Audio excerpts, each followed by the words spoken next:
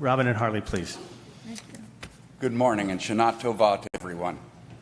I was asked to come up to the Bima this morning to talk about my Aliyah experience. But instead of that, I'm going to ask all of you about your Temple Aliyah experience. I know why Robbie and I are here. We are here because this is our temple, and we know how much good our temple does for the congregation and the community around us in the community of caring programs. A program that does just what it says. It cares for community. This is especially important in this very troubled time. Robbie and I really believe that caring for community is also caring for ourselves, because we are all part of the community. We have been here since the inception of Temple Aliyah in 1962. My parents, Norman and Debbie Frank, were founding members, so that made me a member. And although we live almost 70 miles from here, this is the only temple we would go to. It is part of our life. To that end, let me ask you, why are you here today? And when I say here, I know many of you are watching from home, but you are still here at Aliyah. Now I know it is Yom Kippur, and we are all in Temple Aliyah for that. But what I'm asking is, why are you here at Temple Aliyah? There are many temples and places to observe Yom Kippur, but you are here. Take a moment and think about why here. Many of you, I'm sure, are here just for Yom Kippur, but you may also be here because you know friends are here, or you may be here for the wonderful sermon today, or because Aliyah is a family tradition. Whatever the reason, you are at Temple Aliyah. That whatever reason is special to you, and it brings you to this very special place. And as much as you want and need Temple Aliyah, this place, Temple Aliyah, needs you too. Now, you may already know where I'm going with this, and if you do not, please listen, it will come to you. You see, you need this place, and it needs you to survive. And yes, the lifeblood of the temple is its congregation, and the congregation needs to take care of all the important parts of Temple Aliyah life that we don't think of. For example, the community of caring programs that are paid for by the temple, the outreach made by the temple to members who may be sick or in need, that comes out of the temple's pocket also, or the salaries of the many incredible people who are here every day to make sure this place, Temple Aliyah, keeps on ticking like a fine Swiss watch. Now, I am sure you all know where I'm going with this. The temple needs our financial help. The last couple of years have been very challenging due to the pandemic, and now more than ever, Aliyah needs our help. That's right, our help. So I'm asking you to think about how much you need and want Temple Aliyah in your life. And then I'm asking you to make as big or as little a donation as you can. If you were going to give $18, then reach a little bit deeper and give $36. And if you thought 100 was good, please make it 200. I know this is a difficult time, and what I'm asking for may not seem fair. And you're right, it isn't fair. But then again, what seems fair these days? Our beautiful Temple Aliyah is part of your life, your children's lives, and hopefully their children's lives too. So once again, I personally ask you, reach a little deeper and grab a little bit more for the soul of our Temple Aliyah, our Jewish life. Before I finish, I would like to share a quick story with you. Once upon a time, a child sat in a pew in a large sanctuary, watching his father speak. The crowd around him listened intently as the man shared stories about Temple Aliyah. He spoke about the values that Jews are committed to. He spoke about the dedication he felt to Jewish culture and history. And he spoke about the importance of supporting community.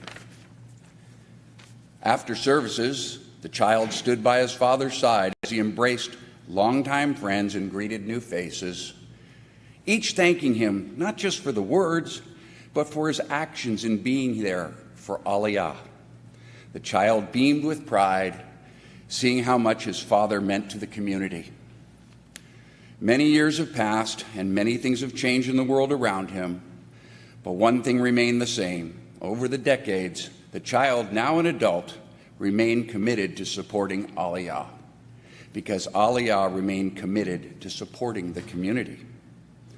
When he was told about the financial challenges Aliyah faced at the start of the pandemic, without a moment's hesitation, he and his wife gave a meaningful gift to ensure Aliyah's Community of Caring program could continue to provide support to everyone in the community during their times of need. They did this because they knew that supporting community was the right thing to do, and because they knew it's what his father would have done. We are Robin and Harley Frank, and that is our Temple Aliyah story. What's yours? Thank you, Harley and Robin. You can go down the other stairs. That You get to see that side too? it's just look out to see so many families who are here, those of you who are at home, to be able to see the generations of Horwitz that are just sitting there, and Carltons, and those who have been early builders of the temple, and Arnold Bookbinder, who helped us create the synagogue as well, and to know that it's part of creating a life, experiences that become part of who you are. And Harley and Robin, we're just grateful to you for underwriting the Community of Caring program. It's not a small task, and without you, those services of bringing people together and taking care of each other might not be available. I won't lie to you. Last year was the hardest year ever. At the beginning of the year, we weren't sure if we would make it through. Preschool that normally brings in revenue actually cost us money, but it was important to keep it open, to keep community together. A decline in membership because people said, if I can't go to services, why should I join? If it were not for those of you who stepped forward and gave in meaningful ways, we would not have been able to make it through the year financially. Professional staff and volunteers, many volunteers who helped to make this year happen, to keep our community connected. There was no manual for what to do in a pandemic.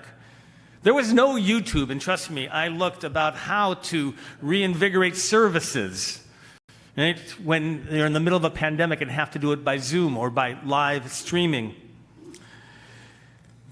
Last year we had no choice, but we had to provide quality programming and services for you at home.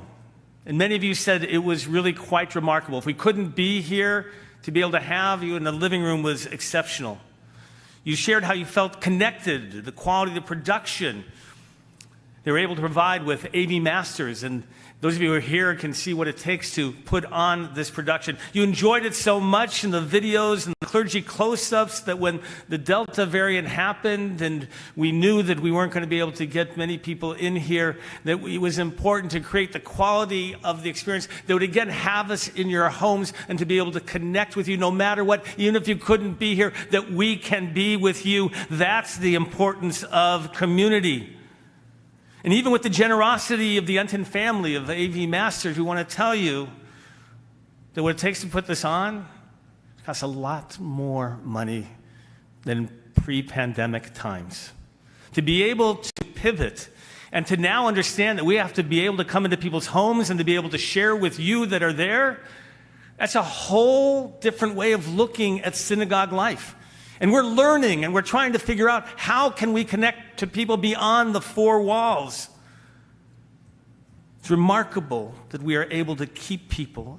Families, by the way, who shared with me that they were able to watch services and to be able to share them with their children or parents in other cities in the country, who are away at school or who lived in different places because they could now have something in common and talk about the service and even call each other and to share the moments that they felt connected. In an ironic way, the pandemic has brought us able to connect to people in better ways. For some people in the last 18 months, their only connection has been virtually. The pandemic has sparked these creativities. So I'm grateful to all of you who donated last year. I'm grateful to all of you who donated more last year than the previous year. I'm grateful to our pillars and patrons without whom we would not be able to put on the programs and to provide the services that we do. I want to acknowledge not only the Franks, also Jody and Howard Tenenbaum and Jill and Jonathan Manhan, who last year put up significant money for helping to deal with scholarships of those who couldn't afford synagogue life and are doing so again this coming year. With reduced revenue this year again, we are once again in need of your support. So if you can give as much as you did last year, we're grateful. If you can give more, we're even more grateful. But by the way, I don't want you to think, oh, this year could not be as bad as last year. I want you to know that the only way we made it through last year, not only your generosity, but because of the PPP loan. For many places, that was the lifeline, and for us it was as well. So I don't want you to think, oh, this year is not as bad. We need your support more than ever. The last number of weeks, you've been following the stories, I hope, that have been put on videos of people's Aliyah stories, and we want you to be able to do so as well. You have a card. This is the moment in which you're going to take out here and at home, if you have your card, in which there's a place, by the way, to write your Aliyah story.